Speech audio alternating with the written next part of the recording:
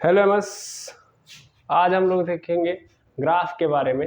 जैसे पहले हम लोगों ने ट्रिग्नोमेट्रिक इक्वेशन के सभी टाइप्स का रिवीजन कर लिया था और आई होप आप सभी लोगों को सबकी सब टाइप समझ में आ गए होंगे और उस पर बेस्ड क्वेश्चन कैसे लगेंगे इसका आइडिया आपको आ चुका होगा। ठीक है, तो आज हम लोग देखेंगे ग्राफ। ठीक है ना। तो एक्चुअल में अगर हम नॉर्मली बात करें तो ग्राफ कई सारे टाइप के होंगे। पहले हम लोग ग्राफ का डेफिनेशन देखेंगे, टाइप्स को समझ लेंगे और उसके बाद हम देखेंगे कि एक्चुअल में हमें क्या पढ़ना है, ताकि आपको ऐसा ना लगे कि सिर्फ ग्राफ जब भी बात आए तो आप सिंपल कि एक पर्टिकुलर ग्राफ को पकड़िए और आपसे कोई पूछ दे कि ग्राफ क्या होता है, क्यों बनाते हैं, तो इन चीज़ों को आप ना समझा पाए। ओके, तो इसीलिए हम लोग सबसे पहले ग्राफ के बारे में समझेंगे, फिर उसके बाद जो हमको पढ़ना है उसके बारे में देखेंगे। ओके, चलिए, ग्राफ होता क्या है। तो ग्राफ एक प्रकार का पिक्चर है, ठीक है ना, एक चित्र है जो क्या करता है, जो शो करता है यानी दिखाता है किस चीज को, रिलेशन को। किसके रिलेशन को? Between two quantities or two variable, यानी दो क्वांटिटीज या दो वेरिएबल के बीच के रिलेशन को दिखाता है कौन? ग्राफ। तो ग्राफ का काम यही है कि दो क्वांटिटीज और दो वेरिएबल के बीच का रिलेशन शो करना। किस माध्यम से? चित्र के माध्यम से। अब ये चित्र दर्शाया किस पे जाता है? तो कोऑर्डिनेट सिस्टम बना होता है, यानी ऑर्डिनेट सिस्टम के थ्रू। यानी ये चित्र किसके द्वारा बनाया जाएगा? ऑर्डिनेट सिस्टम के थ्रू। ठीक है ना, ऑर्डिनेट सिस्टम के थ्रू। क्या मेरी बात समझ में? तो ग्राफ एक्चुअल में काम क्या करता है? तो ग्राफ का काम है शो करना, दिखाना रिलेशन किसके बीच में, दो क्वांटिटीज या दो वेरिएबल के बीच में। क्या केवल दो होनी चाहिए? नहीं, दो से चार भी हो सकती है, लेकिन हमारे जो सिलेबस है या हम जो पढ़ते हैं, जहाँ तक हमको इन्फॉर्मेशन मिलती है, वो लगभग जो जिनका भी हम ग्राफ बनाते हैं उसके अंदर मैक्सिमम दो ही वेरिएबल होते हैं। क्या मिनिमम एक वेरिएबल हो सकते हैं? नहीं। रिलेशन दिखाना है तो रिलेशन दिखाने के लिए, संबंध बताने के लिए हमको कोई एक दूसरा भी तो चाहिए। जैसे मेरा संबंध अगर मुझे बताना हो, यानी मैं अपने आप अपना रिलेशन डिफाइन करूं, तो मैं अपना रिलेशन किससे डिफाइन करूंगा? किसी ना किसी दूसरे पर्सन से ही तो दिखाऊंगा, या किसी दूसरे ऑब्जेक्ट से दिखाऊंगा कि नहीं दिखाऊंगा। इसके लिए मुझे हमेशा क्या चाहिए? कम से कम दो चाहिए ही चाहिए, तभी तो मैं रिलेशन दिखा सकता हूँ। मैक्सिमम किनके साथ मैं रिलेशन दिखा सकता हूँ? तो मैं मैक्सिमम तो बहुत सारे ना, हर आदमी के साथ मेरा कोई ना कोई रिलेशन, संबंध स्थापित कहीं ना कहीं से हो ही जाएगा। तो मैक्सिममली मैं कई लोगों से रिलेशन दिखा सकता हूँ, जबकि मिनिमम में मुझे कम से कम दो चाहिए ही चाहिए। तो वैसे ही ये जो ग्राफ होता है वो पिक्चर होता है एक प्रकार का, जो रिलेशन को दिखाने का काम करता है, रिलेशन को शो करता है, रिश्ते को समझाता है। लेकिन रिश्ते को दिखाएगा कितने लोगों के बीच के रिश्ते को? या तो दो होंगे या तो दो से ज्यादा होंगे हमारे सिलेबस में, या दैट मीन्स गोली मार देते हैं सिलेबस को किनारे करते हैं। एक्चुअल में हम जहां तक पढ़ेंगे, जो प्रैक्टिकली हमको समझना है ग्राफ, तो वहां पे मैक्सिमम हमारे पास दो ही आएंगे। मिनिमम एक हो नहीं सकता, क्योंकि रिलेशन दिखाना अभी जस्ट मैंने समझा दिया, तो दो ही होंगे फिलहाल में और हमको दो ही पढ़ने हैं। ओके, एक नहीं हो सकता, एक से हम रिलेशन नहीं दिखा सकते। ठीक, तो इसी पे हम ठप कर देते हैं बात को, और हम लोगों ने ये समझ लिया कि पिक्चर्स के थ्रू होगा। और पिक्चर मतलब ऑर्डिनेट सिस्टम या कोऑर्डिनेट सिस्टम, इसी को तो बोलते हैं कोऑर्डिनेट सिस्टम। नहीं सर, इसी को आप कार्टेशियन सिस्टम सुने होंगे ना, कार्टेशियन सिस्टम, कार्टेशियन सिस्टम। ठीक है ना, जिसको हम लोग एक्चुअल में बोलते हैं कोऑर्डिनेट्स के थ्रू हम लोग रिप्रेजेंट करते हैं, यानी कार्तीय तल। इसको हिंदी में बोलेंगे तो कार्तीय तल बोलते हैं। तो कार्तीय तल में हम एक पिक्चर बनाएंगे और वो पिक्चर क्या बता रहा होगा? दिखा रहा होगा, रिलेशन दिखा रहा होगा, तो उसी को हम लोग ग्राफ बोलेंगे। अब कार्तीय तल क्या होता है? तो एक प्लेन को अगर हम चार भागों में कर दें तो उसी को हम लोग कार्तीय तल यानी कार्टेशियन सिस्टम कहते हैं। कि प्लेन को चार भागों में डिवाइड करके इसी प्लेन के ऊपर इस चित्र को दर्शाना, जिसमें ये क्या कर रहा होगा, जिसमें हम लाइन का यूज करके दो वेरिएबल या दो क्वांटिटीज का आपस में रिलेशन शो कर रहे होंगे। यहाँ पे what is the means of quantity या what is the means of variable. तो वेरिएबल आप सभी लोग समझते हो, वेरिएबल मतलब जो वेरी कर जाते हैं, जिनकी वैल्यू बाद में क्या हो जाती है? चेंज हो जाती है, दैट इज कॉल्ड वेरिएबल। और क्वांटिटीज जिनको हम लोग क्या कर सकते हैं? मीजर कर सकते हैं, और इनको हम लोग शो कर सकते हैं, इनके डाटा को शो कर सकते हैं नंबर में, उन्हीं को हम लोग क्वांटिटीज बोलते हैं। तो वही बात है, ठीक है ना। तो दो क्वांटिटीज हो या दो वेरिएबल हो, फिजिक्स के अंदर जाओगे तो क्वांटिटीज आएंगी, मैथ के अंदर आओगे तो वेरिएबल आएंगी। क्लियर बात? अच्छा, यहाँ पे दो वेरिएबल की जगह पे मैं दो फंक्शन भी लिख सकता हूँ, टू फंक्शन। मैथ के अंदर वेरिएबल भी आता है, फंक्शन भी आता है, मैथ के अंदर एक्चुअल में फंक्शन ही आता है। तो फंक्शंस के बीच में भी हम ग्राफ दिखा सकते हो, ठीक है ना। यानी फंक्शंस के बीच में भी रिप्रेजेंट कर सकते हैं, यानी फंक्शंस का भी ग्राफ बनाते हैं। कुल मिला के यही कह रहा हूँ मैं। तो कार्टेशियन सिस्टम के अंदर मैं क्या करूँगा? अगर किसी का पिक्चर बनाता हूँ ग्राफ कहलाता है। क्लियर है बात, एकदम ग्राफ के बारे में आप समझ गए हैं। अच्छा, ये आपको पता होगा कि ये क्या होता है, एक्स होता है, ये क्या होता है, ओरिजिन होता है, ये ओरिजिन है, और ये ओरिजिन, ये एक्स है, ये वाई है, और इधर आओगे तो वाई डैश हो जाता है, इधर एक्स डैश हो जाता है, इधर जाओगे तो सब पॉजिटिव होंगी, मतलब सब पॉजिटिव वैल्यू ली जाएगी, इधर आओगे तो निगेटिव वैल्यू होगी, इधर ऊपर जाओगे तो पॉजिटिव। एक सेकेंड रुक जाएंगे, लाइट चली गई है।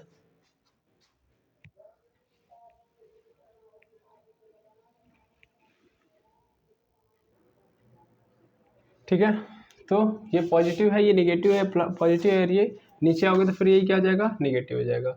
ये सभी चीज़ें आपको समझनी होंगी। हमको क्या करना होगा कि कार्टेशियन सिस्टम में ये जब प्लेन में जब चारों को हम बनाएंगे तो ठीक है, इनको हम क्या बोलेंगे, अच्छा एक्स को हम लोग क्या बोलते हैं, एब्सिसा बोलते हैं, एब्सिसा, और इसको बोलते हैं ऑर्डिनेट। ठीक है ना, हिंदी में इसी को क्या बोलते हैं, इसको बोलते हैं कोटि, सॉरी इसको बोलते हैं भुज, और इसको बोलते हैं कोटि।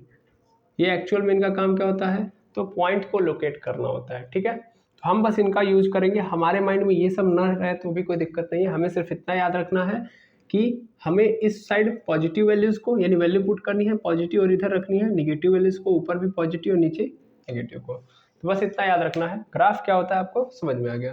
चलिए आगे देखेंगे अगर हम लोग, तो ग्राफ के टाइप्स को समझेंगे अगर, तो there are 2 types of graph. वैसे तो इनफाइनाइट टाइप्स हैं, लेकिन अगर ओवरऑल अगर पूरे मैथ का ऑब्जर्वेशन देखें, यहाँ पे फिलहाल में 12th तक के मैथ का ऑब्जर्वेशन देखें, तो ग्राफ को हम लोग 2 पार्ट्स के अंदर देख रहे होंगे।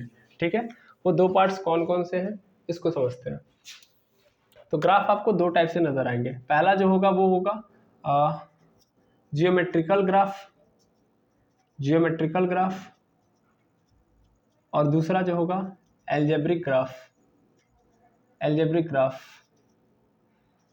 ऐसे ही आप जाओगे तो इधर आओगे तो 2 ही मत करो, बहुत कर सकते हो, ट्रिग्नोमेट्रिक ग्राफ, ट्रिग्नोमेट्रिक ग्राफ।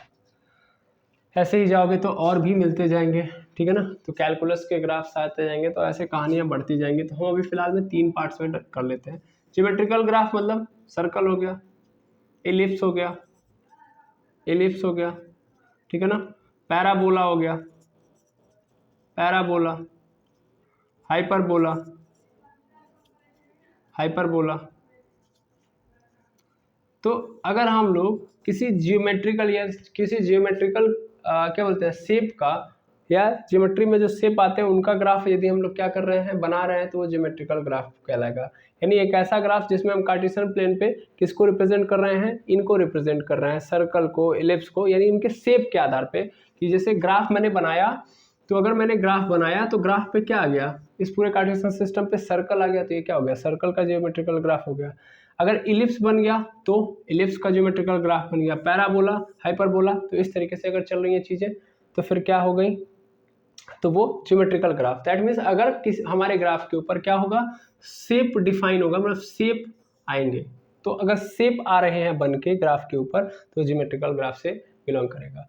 ठीक है, एल्जेब्रिक ग्राफ सबको पता है कि अगर हम लोग किसका बना रहे हैं, किसी लीनियर एल्जेब्रिक एक्सप्रेशन का, किसी लीनियर एल्जेब्रिक एक्सप्रेशन या लीनियर इक्वेशन हो गया, क्वाड्रेटिक इक्वेशन का हो गया, क्वाड्रेटिक इक्वेशन, फिर बाई क्वाड्रेटिक हो गया, क्यूबिक हो गया। तो इन सब इक्वेशंस का जो एल्जेब्रा के अंदर आते हैं, यानी किसी एल्जेब्रिक एक्सप्रेशन का, सिंपल बात, किसी एल्जेब्रिक एक्सप्रेशन का अगर हम लोग ग्राफ बना रहे हैं, प्लॉट कर रहे हैं, तो मेरा एल्जेब्रिक ग्राफ के अंदर आता है। ठीक है ना, जैसे 2x + 3 = 0 है, तो इसका ग्राफ अगर हम यहाँ से प्लॉट करें तो हम जो ग्राफ प्लॉट करेंगे वो क्या होगा, एल्जेब्रिक ग्राफ कहलाएगा। ठीक है, या हमारे पास आ गया 3x³ + 4x² + 5x + 3 मान लेता हूँ कि यहाँ पे 3 है, तो इसका अगर हम ग्राफ प्लॉट करें तो ये क्यूबिक प्लॉट है। यहाँ पे देखोगे तो लीनियर वाला है, तो लीनियर वाला, ठीक है ना। यहाँ पे स्ट्रेट लाइन आपको नजर आएगी, यहाँ पे आपको थोड़ा सा अलग ही नजर आएगा। क्यूबिक में मतलब क्या होता है, राउंड, मतलब ऐसे ही तो होता है, ऐसे करके हो जाता है ग्राफ। ठीक है, तो अगर कहानी इस तरीके से बन रही है तो क्यूबिक हो जाएगा, तो अलग अलग होगा। यानी अलजेब्रा का ग्राफ तो अलजेब्रिक ग्राफ, ज्योमेट्रिकल मतलब ज्योमेट्रिक शेप आ रहे हैं ग्राफ के ऊपर, सर्कल बन रहा है ग्राफ के ऊपर, एलिप्स बन रहा है, पैराबोला बन रहा है, हाइपरबोला बन रहा है, तो ज्योमेट्रिकल ग्राफ। हमारे लिए क्या इंपॉर्टेंट है, ट्रिग्नोमेट्रिक ग्राफ, जिसमें हम लोग ट्रिग्नोमेट्रिक फंक्शंस के ग्राफ को डिफाइन कर रहे होंगे। ऐसे में। अब ट्रिग्नोमेट्रिक फंक्शन क्यों बोल रहा हूँ मैं, अच्छे से आपको समझा रहा हूँ। उससे पहले आप ये समझो कि ट्रिग्नोमेट्रिक ग्राफ का मतलब ट्रिग्नोमेट्रिक रेशियो, यानी sine cos tan cot sec और कॉसेक का अगर आप ग्राफ बना रहे हो तो वही ट्रिग्नोमेट्रिक ग्राफ कहलाता है।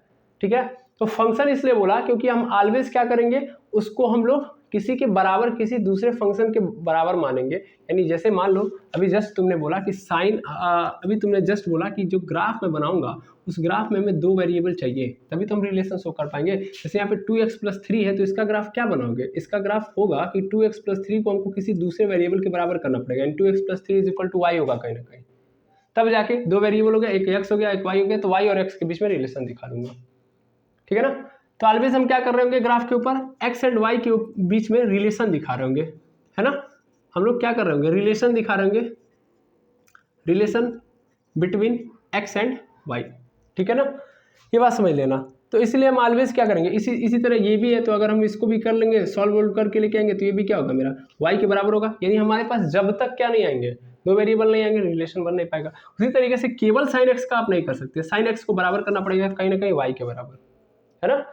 तो यही चीज़ मैं आपको समझा रहा हूँ। तो उसी चीज़ को हम लोग फंक्शन के रूप में लिख देते हैं, fx = sin x है मेरा, यानी एक कोई फंक्शन है जिसमें वो फंक्शन क्या है, sin x है। ठीक है ना, बस ये बात हो गई। तो हम लोग रिलेशन यहाँ पे निकाल रहे होंगे और इस = y मान लेंगे, तो वही चीज़ हो गई, यानी फंक्शन fx के यहाँ पे हम लोग y पुट कर देंगे, तो मिल गया ना x और y।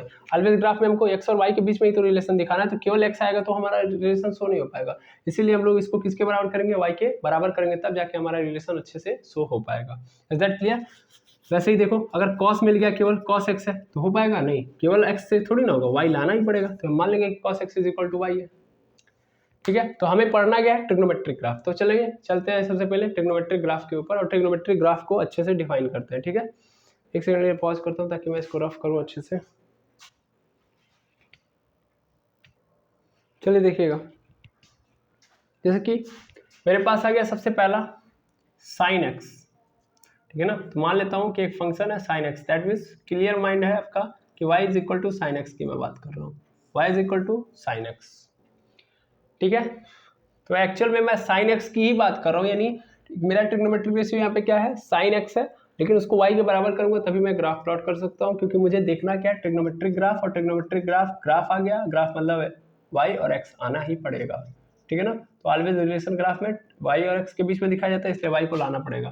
तो ट्रिग्नोमेट्रिक ग्राफ में सबसे पहला स्टार्ट कर रहा हूँ मैं साइन का। देखो बाकी चीज़ें तो हम पढ़े हुए हैं, जो ज्योमेट्रिकल ग्राफ की जरूरत है वो आपको 12th में फिर मिलेगा ही मिलेगा, तो इसलिए मैं उस पर ज़्यादा फोकस ना करके जो अपना अभी जरूरी है उसको पढ़ रहे हैं। ठीक है ना, तो y = sin x। अगर मैं इसकी बात करूँ तो ध्यान देना, अगर मैं सबसे पहले एक ट्राइंगल कंस्ट्रक्ट करता हूँ,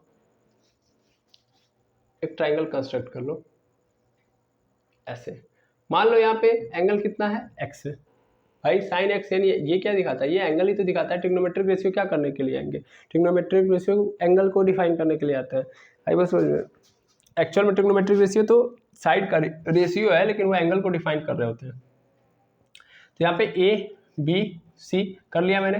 अब यहाँ से क्या होगा, ये परपेंडिकुलर हो जाएगा क्योंकि एंगल x लिया है, और ये क्या हो जाएगा मेरा बेस हो जाएगा, और ये क्या हो जाएगा हाइपोटेनस।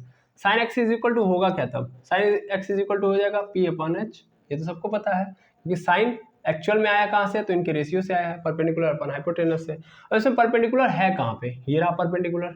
ठीक है, हाइपोटेनस कहाँ पे, ये रहा हाइपोटेनस, है ना। अब ध्यान से समझना, परपेंडिकुलर ऊपर, हाइपोटेनस नीचे है, और एक बात हमको पता है कि हाइपोटेनस क्या है, सबसे longest side of right angle triangle. Right angle triangle की सबसे लॉन्गेस्ट साइड क्या है, हाइपोटेनस है। तो 100% परपेंडिकुलर और बेस ये दोनों हाइपोटेनस से बड़े नहीं हो सकते, है ना। Hypotenuse always greater than perpendicular and base, yes और नो, बिल्कुल, यानी हमेशा ये क्या होंगे, बड़े ही होंगे। तो यहाँ से एक बात तो ये समझ में आ गई कि यहाँ पे जो भी वैल्यू आएगी वो कभी भी 1 से बड़ी नहीं हो सकती, कभी भी 1 से बड़ी नहीं हो सकती, बिल्कुल। सपोज कर लो यहाँ पे 4 आ रहा है, तो यहाँ पे 4 आने के चांसेस क्या है, ज़्यादा नहीं है। अच्छा समझो फिर से, क्या यहाँ 5 आ सकता है, नहीं, कभी भी नहीं आ सकता। क्यों, क्योंकि परपेंडिकुलर कभी भी हाइपोटेनस से बड़ा नहीं हो सकता, और कभी भी अगर हाइपोटेनस से परपेंडिकुलर बड़ा नहीं हो सकता तो इसका मतलब वहाँ पे 1 से ज़्यादा वैल्यू नहीं आ सकती। इससे पहला चीज़ यही निकल के आता है। ठीक है, बिल्कुल। तो यहाँ से एक बात समझ में आ गई कि यहाँ पे 1 से ज़्यादा वैल्यू साइन की आने वाली नहीं है। ठीक, अच्छा क्या 1 आ सकती है, चलो 1 से ज़्यादा नहीं आ सकती, लेकिन क्या 1 आ सकती है, हाँ, ये देखने लायक है। तो अगर मान लो ये परपेंडिकुलर है, ये हाइपोटेनस है, अगर मैं क्या करूँ, इसको उठा के शिफ्ट कर दूँ यहाँ पे, सपोज कर लो ये मेरा हाइपोटेनस है यहाँ पे, और मैं क्या कर रहा हूँ, अच्छा चलो परपेंडिकुलर यहाँ पे रहने दो, इसको उठा के इधर कर लो, मतलब ये हाइपोटेनस है ना, हाइपोटेनस को शिफ्ट कर लो यहाँ पे, ये जो ऐसे टेढ़ा है तो इसको मैं क्या कर लूँगा, यहाँ पे उठा के कर सकता हूँ, ये यहाँ पे है तो इसको मैं यहाँ पे कर लूँगा तो हो जाएगा, हाँ या ना, बिल्कुल। अगर मैं इसको उठा के यहाँ पे करूँगा तो आराम से हो जाएगा, यानी ये एंगल को हम लोग क्या करेंगे, यहाँ से उठा के जब यहाँ पे लेके आएंगे तो क्या होगा, ये मेरी लाइन एकदम सीधी हो जाएगी, ये हो जाएगी एकदम सीधी। जैसे इसको उठाओ, जैसे ये एकदम उठ गया, तो उठ गया क्या होगा, एकदम स्ट्रेट हो गया। स्ट्रेट होगा का मतलब क्या होगा, ये बेस के साथ क्या बना रहा होगा, बेस के साथ क्या बना रहा होगा, π/2, यस और नो, π/2 पे तो एकदम सीधा होगा, ये बेस है, फिर से देखो ये बेस है, बेस पे एकदम जब सीधा हो जाएगा तो क्या होगा, ये π/2 हो जाएगा, नहीं हो जाएगा। अब मैं उठा के क्या कर रहा हूँ, इसको आगे की ओर शिफ्ट कर दिया, इस पे लाके रख दिया, तो क्या होगा, ये मेरा हाइपोटेनस अब इस बेस के बराबर हो जाएगा, नहीं हो जाएगा, कब, जब इसको मैं एकदम सीधा कर दूंगा, अभी तो क्या लंबा है ना, लेकिन जब मैं इसको सीधा कर दूंगा तो ये π/2 बनाएगा, किसके साथ, बेस के साथ, और जब तब मैं इसको यहाँ पे लेके आऊंगा तो क्या हो जाएगा मेरा, ये बेस के बराबर, मतलब हाइपोटेनस के बराबर हो जाएगा, यानी उस कंडीशन में P is equal to H is equal to क्या हो जाएगा मेरा, मतलब P बराबर हो जाएगा H के, अभी 1 की बात नहीं कर रहा हूँ मैं, P बराबर हो जाएगा H के, जब मैं इसको खड़ा करके यहाँ पे लेके आऊंगा, बराबर हो गया। तो अगर P और H बराबर हो गया तो मैं यहाँ पे क्या लिख सकता हूँ, यहाँ पे H लिख सकता हूँ, यहाँ भी H लिख सकता हूँ, H से H कैंसिल हो गया, 1 आ जाएगा, नहीं हो जाएगा, आ जाएगा ना, बिल्कुल। तो यहाँ से एक बात क्या हो गई क्लियर, यहाँ से ये बात क्लियर हो गई कि 1 आ सकता है, ठीक है ना, यानी साइन जो होगा 1 ला सकता है, लेकिन उस कंडीशन में ध्यान देना, यहाँ पे बेस की कहानी तो खत्म हो गई ना भाई, इसके बराबर होने का मतलब जब ये इसके ऊपर कोइंसिडेंट करेगा, यानी इसी के ऊपर लाई करने लगेगा तो बेस की कहानी तो खत्म, बेस क्या हो गया, 0। जब P बराबर हो जाएगा H के तो बेस को क्या होना पड़ेगा, 0, यानी उस कंडीशन में बेस क्या हो जाएगा, 0। आएगा समझ में, बिल्कुल। तो ये बात दिमाग में रखेंगे, जब भी P H के बराबर होगा तो बेस क्या हो जाएगा, 0। पहले क्लियरली समझते जाइएगा, मैंने क्या किया, इसको खड़ा किया, यानी π/2 बना दिया पहले, तो ध्यान से देखना भाई, ये जो एंगल डिफाइन किया गया x, वो किसके किसके बीच में है, पर बेस और हाइपोटेनस के बीच में बना हुआ है कि नहीं बना हुआ है, तभी तो जाके मेरा ये परपेंडिकुलर बनता है, ठीक है ना, अच्छे से समझो, ये x किसके किसके बीच में बना है, हाइपोटेनस वाली साइड और बेस वाली साइड के बीच में। जब मैं इसको खड़ा करूंगा तो इसका मतलब ये जो एंगल होगा वो π/2 होगा, तभी तो खड़ा होगा, यानी एकदम सीधा होगा, बिल्कुल। अब जब ये सीधा हो गया और फिर मैं इसको ले जाके इसी पे लाई करवा दूंगा, मतलब इस चीज़ को यहाँ पे डाल दूंगा, तो क्या हो जाएगा मेरा, परपेंडिकुलर हाइपोटेनस के बराबर हो जाएगा, उस कंडीशन में 0 क्या हो जाएगा, मतलब बेस क्या हो जाएगा मेरा, 0। आई होप क्लियर हो गई होगी बात, बिल्कुल। अब मैं अगर बात करूँ यहाँ से इसके आगे, तो मुझे एक बात समझ में आ गई कि जो मेरा परपेंडिकुलर है वो क्या हो सकता है, हाइपोटेनस, मतलब हाइपोटेनस तो ऑलवेज परपेंडिकुलर से बड़ा होगा, लेकिन उसके साथ साथ बराबर भी हो सकता है, और कब बराबर होगा, 1 की स्थिति में, ठीक है ना।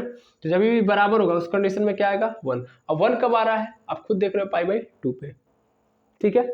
अच्छा, यानी यहाँ से एक बात तो हमको क्लियर हो गई। अब मैं अगर चाहूँ तो यहाँ से क्या कर सकता हूँ, यहाँ पे इस हाइपोटेनस को इधर बुला सकता हूँ, क्योंकि इक्वल का कहानी है, तो परपेंडिकुलर अपन हाइपोटेनस यहाँ पे आ जाएगा, greater than or equal to, अरे भाई 1 से मल्टीप्लाई करके मैं यहाँ पे लेके आया हूँ, गुणे में था, इधर आया तो भाग में, इधर क्या हो गया 1। और परपेंडिकुलर अपन हाइपोटेनस क्या होता है, sin x होता है, अभी जस्ट ऊपर देखा गया है ना। तो sin x इज ग्रेटर, क्या बोलते हैं, less than or equal to 1।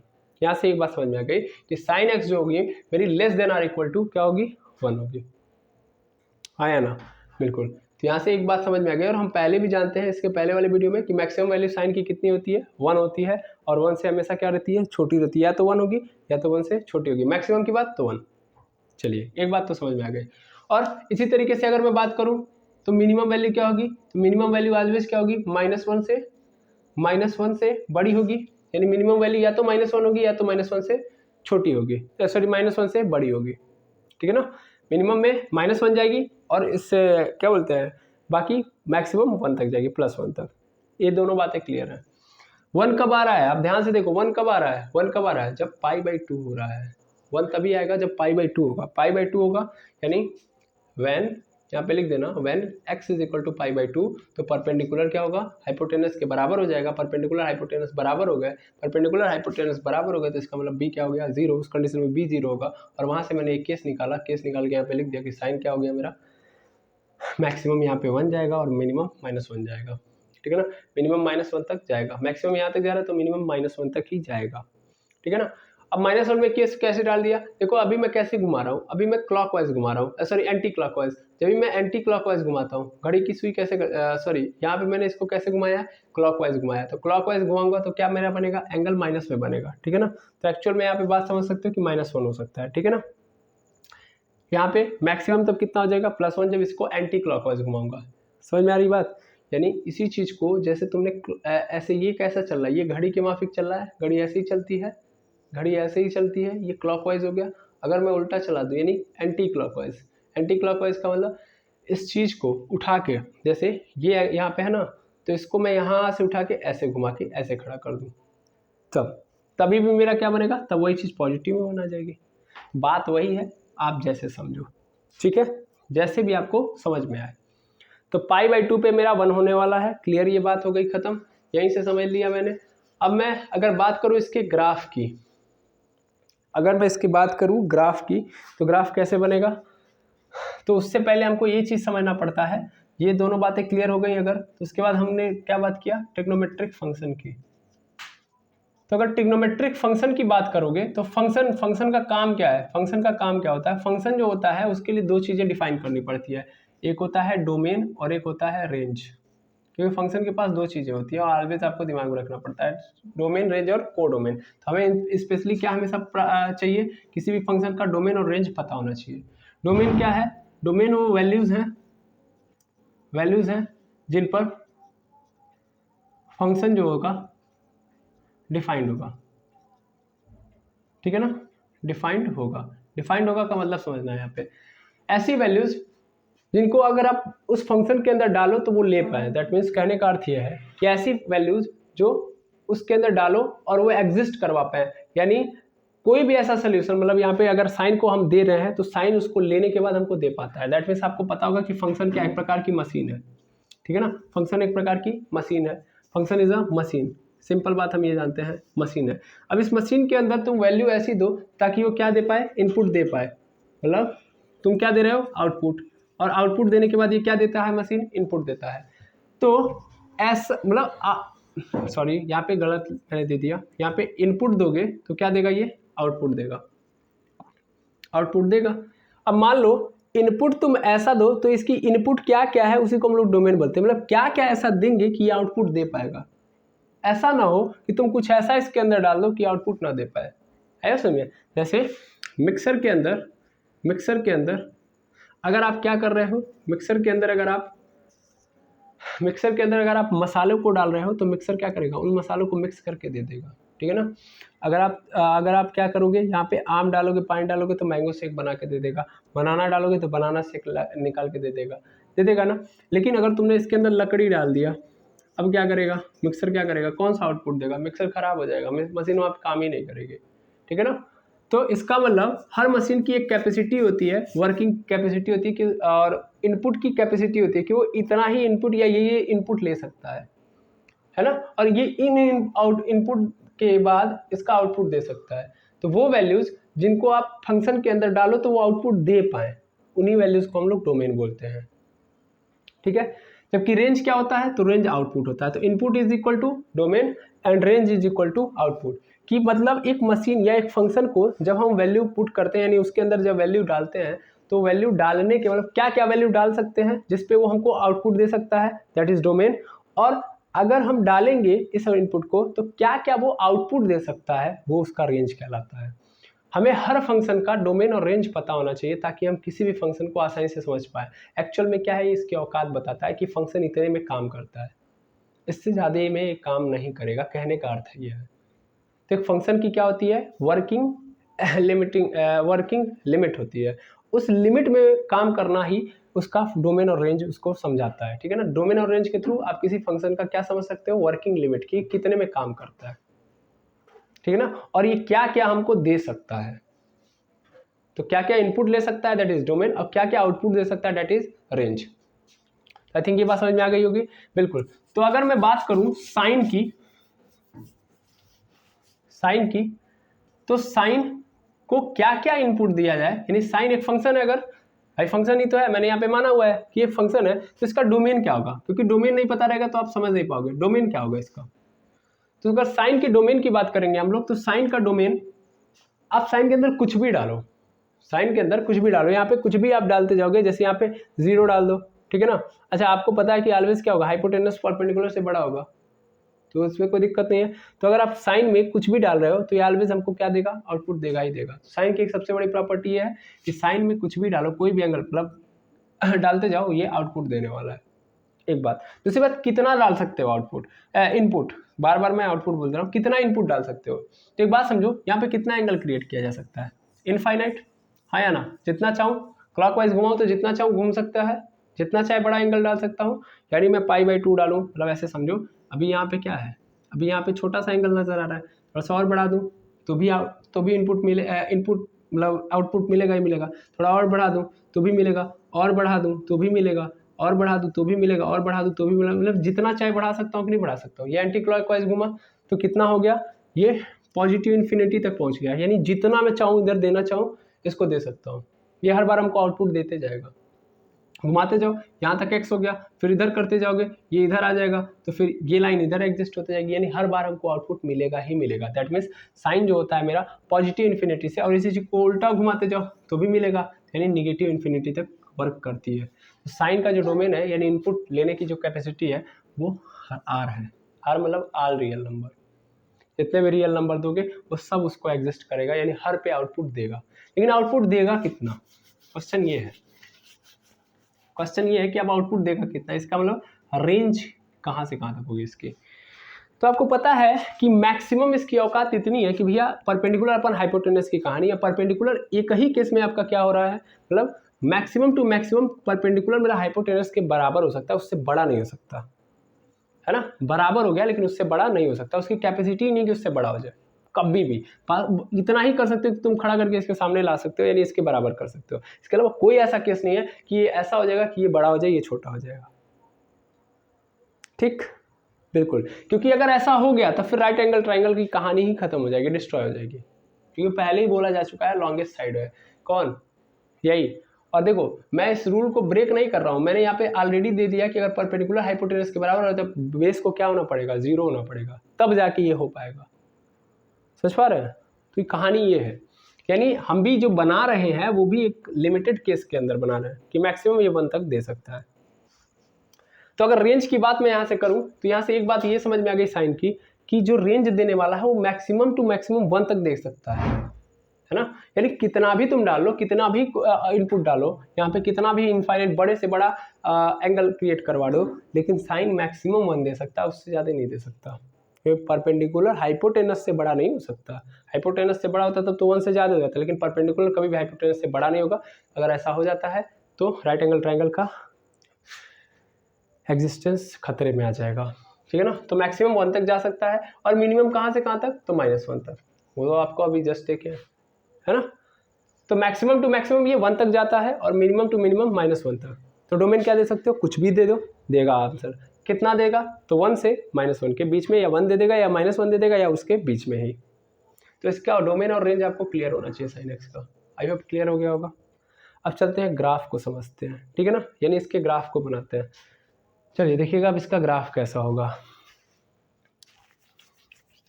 क्योंकि सबसे इंपॉर्टेंट इसका ग्राफ है।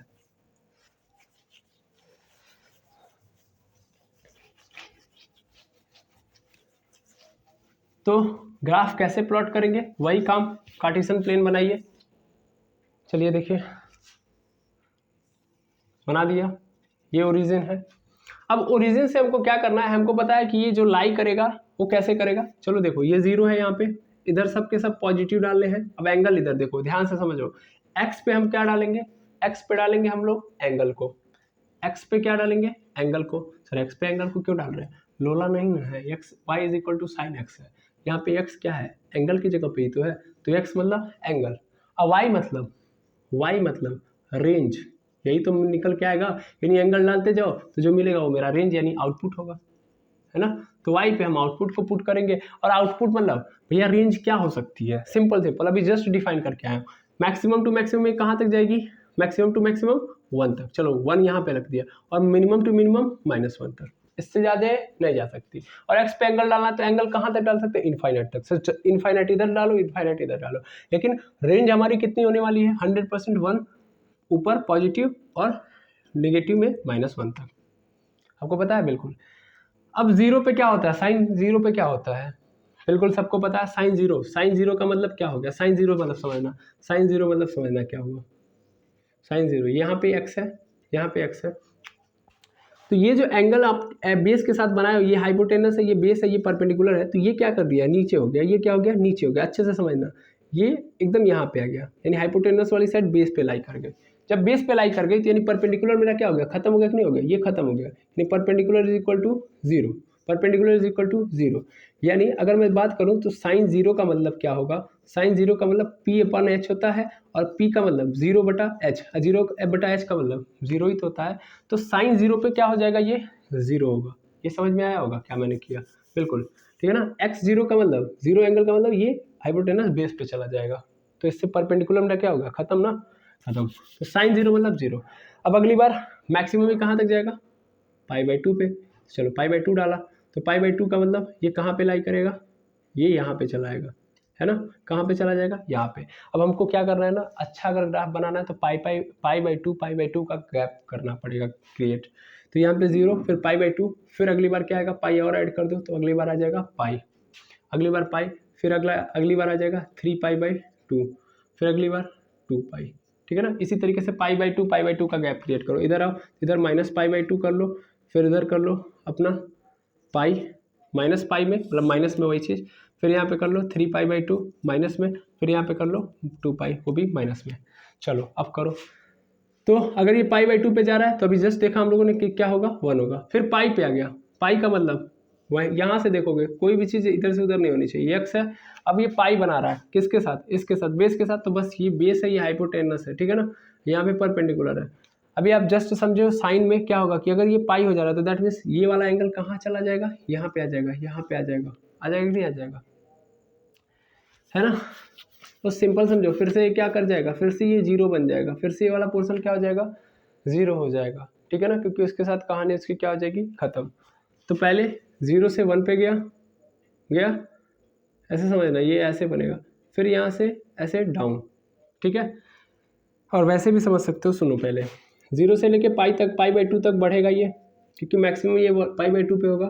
फिर पाई बाई टू से और बढ़ाएंगे तो अगली बार क्या होगा, घटेगा, और पाई पर आते आते फिर क्या हो जाएगा, ये घट जाएगा, घट जाएगा, फिर ये क्या होगा, फिर डाउन होगा, मतलब पाई बाई टू से बढ़ाऊंगा और तो ये क्या होता जाएगा, कम होते जाएगा, कम होते होते होते कहाँ तक जाएगा, ये माइनस वन तक जाएगा। अब माइनस वन से तो कम नहीं हो सकता, तो माइनस वन से कम नहीं हो सकता, तो फिर आगे बढ़ाने पे क्या होगा, ये आगे बढ़ाने पे ये क्या हो जाएगा, आगे बढ़ाने पे ये बढ़ते जाएगा, और फिर यहाँ पे आके फिर जीरो हो जाएगा, ठीक है।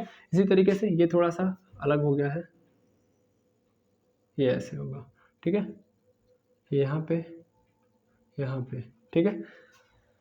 फिर ऐसे ही देखो, फिर यहाँ पे क्या होगा, जीरो से कम करूँगा मैं तो माइनस पाई बाई टू पे क्या होगा, माइनस पाई बाई टू पे ये घटेगा, लेकिन मैक्सिमम में कहाँ तक घट सकता है, मैक्सिमम में घट सकता है माइनस वन तक, ठीक है ना। तो माइनस वन तक ही घटेगा ये, माइनस वन से घटने के बाद क्या होगा, ये फिर से बढ़ना स्टार्ट हो जाएगा, फिर से बढ़ते बढ़ते बढ़ते कहाँ पे, जीरो पे आया, फिर जीरो के बाद फिर क्या होगा, और बढ़ेगा, क्योंकि ये मैक्सिमम कहाँ तक जाएगा, मैक्सिमम में जाएगा, मैक्सिमम में जाएगा आपका थ्री पाई बाई टू तक, वन हो जाएगा, फिर टू पाई पे आके क्या हो जाएगा, ये माइनस वन हो जाएगा, मतलब जीरो हो जाएगा। तो ग्राफ कुछ ऐसा बनेगा इसका, ऐसे ऐसे। कई लोगों को डाउट होगा, इसलिए मैं पहले आपको समझा देता हूँ, अच्छे से समझिएगा क्या होगा। ये फर्स्ट क्वाड्रेंट में है, ये फर्स्ट क्वाड्रेंट में है, फिर ये सेकंड क्वाड्रेंट में, सेकंड क्वाड्रेंट में, फर्स्ट क्वाड्रेंट सेकंड क्वाड्रेंट में साइन पॉजिटिव होता है, तो क्या हुआ, जीरो से पाई बाई टू तक ये बढ़ते गया वन तक आ गया। पाई बाई टू से जब मैंने बढ़ाना स्टार्ट किया तो पाई बाई टू मुझे पता है कि वन से ज़्यादा तो होने वाला नहीं है, तो ग्राफ क्या हो जाएगा, घटना स्टार्ट हो जाएगा, और सेकंड के लास्ट तक आते आते, नहीं पाई तक आते आते फिर क्या हो जाएगा, घट के खत्म कहानी इसकी, यानी फिर क्या हो जाएगी, जीरो। अब और बढ़ाऊंगा तो और घटना स्टार्ट होगा, घटते जाएगा, जीरो तो नहीं ना, मैक्सिमम मिनिमम कहाँ तक है, माइनस वन तक। तो पहले बढ़ा कहाँ तक, वन तक, फिर घटना स्टार्ट कहाँ तक, माइनस वन तक, फिर बढ़ा, फिर कहाँ तक बढ़ेगा, वन तक, फिर घटेगा कहाँ तक, माइनस वन तक, ऐसे चल रहा होगा ग्राफ।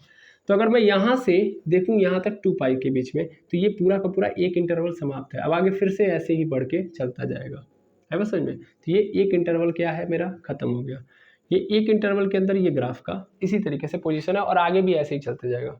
यानी अब अगर मैं चाहूँ तो टू पाई से लेके फोर पाई के बीच में बनाऊँ तो फिर से ये इतना ही आएगा। क्यों एक चक्कर बोल दिया? क्योंकि आपको भी पता है एक चक्कर का मतलब कितना होता है 360 डिग्री।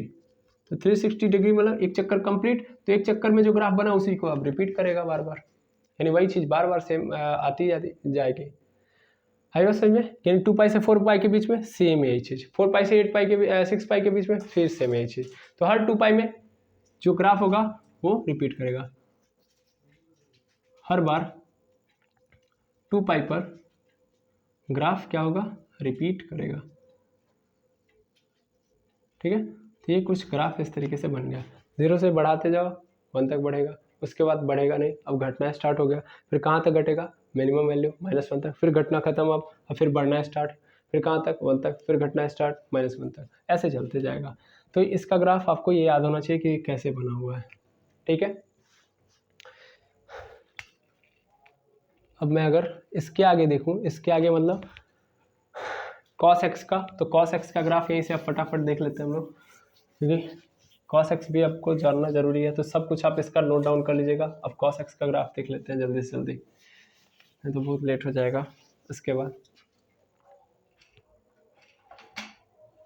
चलिए देखिएगा cos x का, तो cos x simply cos x is equal to, मैं फिर से मान लेता हूँ कि एक फंक्शन है, फंक्शन का ग्राफ मुझे cos x का बनाना है और इस इज इक्वल टू वाई है, सिंपल बात। अगर मैं यहाँ पे फिर बनाऊँ तो देखना क्या होगा, ये x होगा, ये परपेंडिकुलर, ये बेस, ये hypotenuse. cos x is equal to क्या होता है, बेस अपॉन हाइपोटेनस। फिर से वही बात, हाइपोटेनस सबसे बड़ी साइड है, बेस इतना बड़ा नहीं हो सकता कि हाइपोटेनस से बड़ा हो जाए, इसीलिए कभी भी इसकी वैल्यू cos x की वैल्यू 1 से बड़ी नहीं हो सकती। ये बात क्लियर है, बिल्कुल क्लियर है। ठीक, क्या 1 हो सकती है, चलो 1 करने का प्रयास करते हैं। तो 1 करना है, दैट मीन्स क्या करना है, मुझे इस हाइपोटेनस को इसके बराबर कर देना, यानी हाइपोटेनस को लाके इस पे डाल देना, हाइपोटेनस को इसके ऊपर कर दो। अब हाइपोटेनस इसके ऊपर तब आएगा जब x is equal to 0 degree हो जाए, x इज इक्वल टू 0, तो ये फिर से चिपक जाएगा, चिपक जाएगा तो base is equal to hypotenuse हो जाएगा। लेकिन उस कंडीशन में परपेंडिकुलर क्या होना चाहिए, 0। जैसे वहाँ पे हो रहा था कि परपेंडिकुलर हाइपोटेनस के बराबर हो रहा था, तो बेस क्या हो जा रहा था, 0। वैसे ही यहाँ पे बेस और हाइपोटेनस बराबर हो जाएंगे, लेकिन परपेंडिकुलर क्या होना पड़ेगा, 0। ठीक है, यहाँ तक क्लियर है बिल्कुल। अब अगर ऐसा हो जा रहा है तो एक बात तो क्लियर हो गई कि बेस और हाइपोटेनस बराबर भी हो सकते हैं। तो इससे एक बात समझ में आएगी कि उस कंडीशन में 1 आएगा, यानी जब भी x बराबर 0 होगा तो उस कंडीशन में cos x की जो वैल्यू आएगी, cos x की वैल्यू जो आएगी वो क्या आएगी, 1 आएगी। यानी x कब 1 आएगा, जब यहाँ पे मैं cos 0 डिग्री डालूंगा। cos 0 डिग्री पे क्या होगा, बेस और हाइपोटेनस बराबर, तो ऊपर भी बेस लिख दो नीचे भी बेस लिख दो, कट जाएगा, 1 ही तो आएगा। तो 0 डिग्री पे 1 आएगा, ये डिफाइन हो गया। ठीक है, अच्छा अब आगे देखोगे, अगर आगे देखोगे तो यहाँ से एक बात समझ में आ गई कि जो बेस होगा मेरा ऑलवेज हाइपोटेनस के बराबर, मतलब एक कंडीशन में बराबर भी हो सकता है और ऑलवेज हाइपोटेनस से छोटा होगा। यहाँ से फिर से मैं इसको इधर लेके आऊँ तो base upon hypotenuse greater than or equal to 1 हो जाएगा, less than or equal to 1 हो जाएगा। अब बेस अपॉन हाइपोटेनस मतलब cos x, तो दैट इम्प्लाइज मैं लिख सकता हूँ यहाँ पे cos x is equal to cos x less than or equal to 1, यानी मैक्सिमम तो मैक्सिमम वैल्यू इसकी कितनी आएगी, 1 आएगी। मैक्सिमम से मैक्सिमम वैल्यू इसकी 1 आएगी, और मिनिमम से मिनिमम वैल्यू कितनी आएगी, तो वो कितनी आएगी, तो वो आएगी -1 के बराबर या उससे बड़ी। ठीक है, -1 से बराबर या उससे बड़ी। ठीक है, यहाँ तक बात क्लियर है, बिल्कुल ओके। तो इसको डिफाइन करते हैं, इसको डिफाइन कर लेते हैं हम लोग, यानी cos x की मिनिमम से मिनिमम वैल्यू माइनस और cos x की बड़ी से बड़ी वैल्यू 1। अब कब आएगा मेरा, कब 1 कब आएगा, तो सिंपल बात है 0 डिग्री जब एंगल करेंगे हम लोग तो 1 आएगा, 1 आएगा।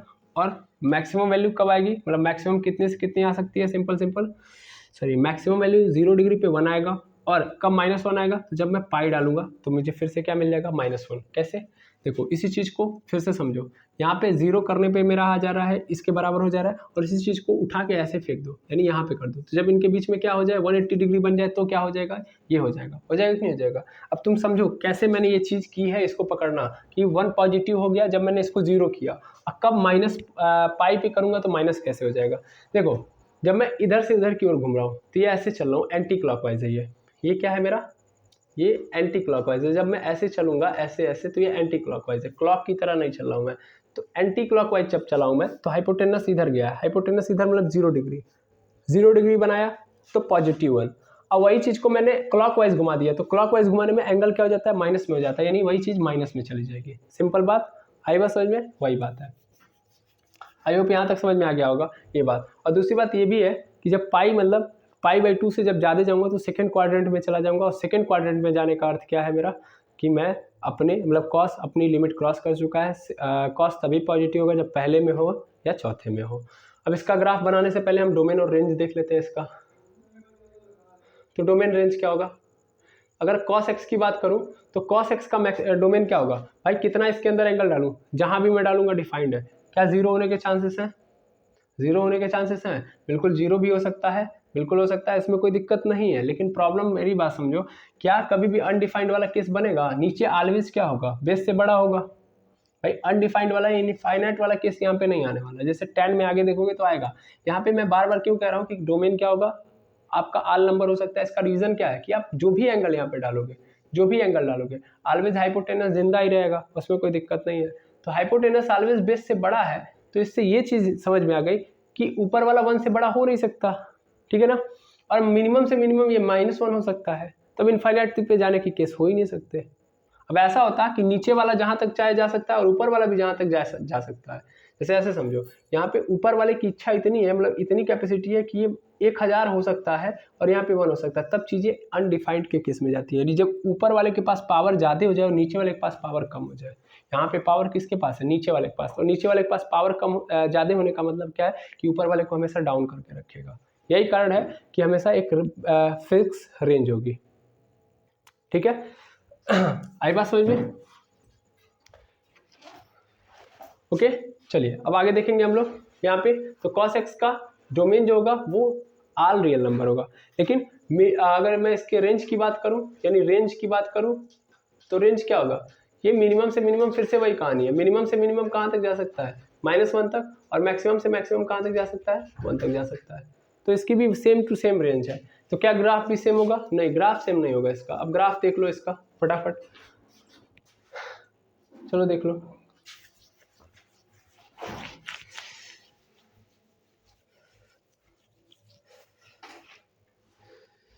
ग्राफ देखना है,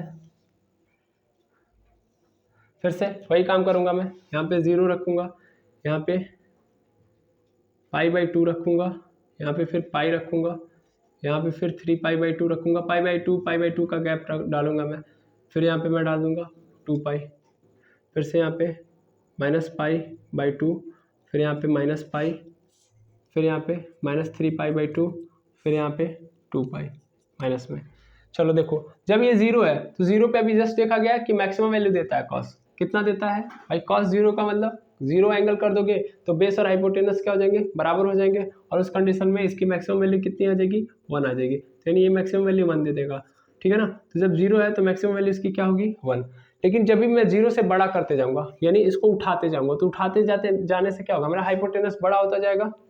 जैसे ये रहा मेरा एक लाइन, और इसी पे मेरा दूसरा वाला लाइन है। यहाँ तक मेरा बेस था सपोज कर लो, और यहाँ तक मेरा क्या था, हाइपोटेनस। जानबूझ के रेफरेंस के लिए मैंने दिखाया। ऐसा लग रहा है कि हाइपोटेनस बड़ा है, बेस छोटा है, ऐसा कुछ नहीं, बराबर है। बस तुमको समझ में आए तो समझ जाने के लिए। अब मान लो जब मैं यहाँ से उठाऊंगा तो मेरा क्या होगा, हाइपोटेनस बड़ा होता जाएगा। हाइपोटेनस क्या होता जाएगा, बड़ा होता जाएगा। हाइपोटेनस का मतलब वैल्यू कॉस में छोटी होती जाएगी। तो यानी ये क्या हो रहा होगा, ग्राफ नीचे आ रहा होगा कि नहीं आ रहा होगा, यानी 1 से छोटे हो रही होगी वैल्यू, तो 1 से छोटी हो रही होगी, देखो। और ऐसे भी तुमको पता है कि जब क्या बोलते हैं, cos 0 पे जाते हो, cos 0 यहाँ से भी ऑब्जर्वेशन देख लो, यहीं से तो ऑब्जर्वेशन गई है। cos 0 पे 1, cos 30 पे देखोगे तो क्या आती है, 1/2 आती है कि नहीं आती है, यानी आधा हो गई। सॉरी, cos 30 पे जब गए हो तो √3/2, cos 45 पे चले जाओ तो 1/√2 हो जाता है। यानी हर बार वैल्यू क्या हो रही होती है, कम होती चली जाती है ना। और आगे जाके cos 90 पे जब जाओगे तो मैक्सिमम हो जाने पे क्या हो जाती है, 0 हो जाती है। cos 90 पे क्या होगी, 0। तो यानी जब मैं यहाँ से π/2 पे पहुंचा तो π/2 पे क्या हो गया मेरा, π/2 पे मेरा 0 हो गया, π/2 पे 0 हो गया। अभी क्या होगा, अब मैं π/2 से बड़ा करूंगा, यानी π/2 से भी बढ़ाऊंगा। तो π/2 में जाने का मतलब क्या है, π/2 से बढ़ने का मतलब क्या है, यहाँ पे दोनों चीजें चल रही है। यहाँ पे π/2 तक आ गया तो ठीक है, तब तक औकात थी मेरी। लेकिन π/2 में जब भी π/2 से आगे जब मैं बढ़ूंगा तो ये मेरा क्या है, निगेटिव एरिया है, किसके लिए, कॉस के लिए। अब मैं कहाँ पे इंटर करूंगा, निगेटिव वाले में। निगेटिव वाले में भी मैक्सिमम में कहाँ तक जाऊंगा, मैक्सिमम में कहाँ तक मेरी औकात है, जब मैं यहाँ तक आ जाऊंगा तो 1 हो जाऊंगा, क्या हो जाऊंगा, फिर से 1 हो जाऊंगा। या तो मैं इस पर चिपका रहा हूँ तब 1, या तो मैं फिर से 180 घूम के फिर यहाँ पे पहुँच गया तो 1। हाइपोटेन्यूस या तो इसके साथ चिपका रहे तब, या तो ऐसे 180 डिग्री बना ले तब 1। ठीक है, तब ये 1 हो गया। फिर -1 से ज़्यादा तो छोटा हो नहीं सकता बेचारा। अब इसके बाद फिर क्या होगा, जब ये तीसरे में आएगा, तीसरे में आना स्टार्ट किया, मतलब पाई से भी बड़ा होने लगा, तो फिर ये धीरे धीरे थोड़ा सा ऊपर जाने लगा। पॉजिटिव अभी भी नहीं, अभी भी रहेगा निगेटिव में, इसको रहना तो पड़ेगा निगेटिव में। और 3π/2 तक, 3π/2 तक ये कहाँ पे आ गया, 3π/2 यानी यहाँ तक एरिया कवर हो गया इसका। 3π/2 तक ये आ गया 0 पे। अब जब 0 से आगे बढ़ेगा तो इधर क्या होगा, पॉजिटिव वैल्यू आने लगेगी, नहीं आने लगेगी, तो यहाँ से पॉजिटिव वैल्यू आने लगेगी ये, और 2π तक फिर से इसकी मैक्सिमम वैल्यू होगी। एंड 2π तक इसकी देखोगे तो मैक्सिमम वैल्यू नजर आएगी। फिर सेम टू सेम यही यहाँ पे भी होगा। यहाँ पे क्या होगा कि ये डाउन होते चला जाएगा यहाँ से π/2 पे इसकी मैक्सिमम वैल्यू 1 होगी। ठीक है, सॉरी π/2 पे नहीं होगा, यहाँ से ये ऑलरेडी है, यानी यहाँ से ये क्या होगा, डाउन होके फिर चला आएगा यहाँ पे, फिर यहाँ से ऐसे हाँ, फिर ये ऐसे ही यहाँ पे ऐसे। तो इसका ग्राफ कुछ इस तरीके से प्लॉट होगा। आप ऑब्जर्वेशन समझ गए होंगे क्या मैंने किया होगा। ठीक है ना, आई होप ये पूरा का पूरा कहानी समझ में आया होगा। तो इसका ग्राफ ऐसे स्टार्ट होता है। तो ये देखो, ये भी क्या करता है, 0 से लेकर 2π तक इसका जो सेगमेंट ऐसे बनता है ना, ऐसे, जबकि उसका जो बनता है वो कैसे बनता है, ऐसे। ध्यान देना।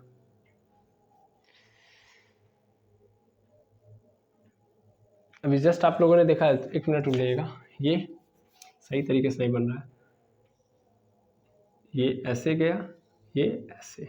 ठीक है ना, ये पूरा का पूरा पोर्शन, ये आधा इधर है, आधा इधर है, आधा इधर है। ठीक है, और ये एक चक्कर इधर, जबकि ऐसे ही इसका देखोगे तो ये एक ऊपर और एक नीचे, बस ऐसे बनेगा ये वाला। जबकि इसका क्या है, इसका ये वाला पोर्शन है। ठीक है ना, इसका ये वाला पोर्शन है। ठीक है, आई होप ये पूरी की पूरी बात समझ में आ गई होगी। इसका सेगमेंट और इसका सेगमेंट दोनों आप समझ गए होंगे। तो कॉस में ऐसे बनता है, साइन में ऐसे बनता है। क्लियर है, एक चक्कर में ऐसे, तो अगले 2π में भी इसका सेम टू सेम अगला वेरिएशन आ जाएगा। यानी यहाँ से आगे जब बढ़ाओगे तो फिर क्या होगा, यहाँ से ये आगे बढ़ेगा, फिर ऐसे जाएगा, फिर ऐसे गया, फिर ऐसे। ठीक है ना समझ में। तो ऐसे फिर से 2π में हो जाएगा, यानी 0 से ये यहाँ से यहाँ तक क्या है, 0 से 2π तक का है, ये 0 से 2π तक का है, 0 से 2π। ये कहाँ से कहाँ तक का है, ये भी 0 से 2π तक का है। तो 0 से 2π तक साइन का ग्राफ ऐसे और कॉस का ग्राफ ऐसे, मैक्सिमम 1 मिनिमम -1। यहाँ भी मिनिमम -1 और मैक्सिमम 1। ठीक है, आई होप ये पूरी बात क्लियर हो गई है। साइन का ग्राफ, कॉस का ग्राफ आपको समझ में आ गया होगा। अगर कोई भी डाउट हो तो आप क्या करेंगे, बताएंगे, क्योंकि आज मैं इतने पे लेक्चर डन कर रहा हूँ। अब हम लोग कल देखेंगे 10 का। तो इतनी समझ आप अपने माइंड में रख लीजिए। मिलते हैं नेक्स्ट वीडियो में। कोई भी डाउट हो, कोई भी प्रॉब्लम हो तो आप ज़रूर कमेंट सेक्शन में बताएं या टेलीग्राम चैनल पे बताएं, ताकि मैं उसको सुधार करूँ और आपके डाउट को क्लियर कर पाऊँ। आज के लिए इतना, थैंक यू वेरी मच। मिलते हैं नेक्स्ट वीडियो में।